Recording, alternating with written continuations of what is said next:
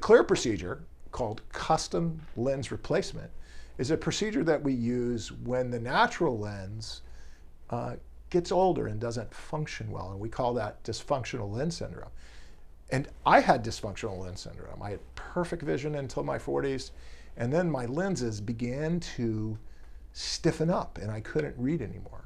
So we used the clear procedure to restore vision to people who are in their 40s or 50s or 60s who need better vision, and it is a way to replace that dysfunctional natural lens with an amazing customized implant that we place inside the eye in our office-based surgery center.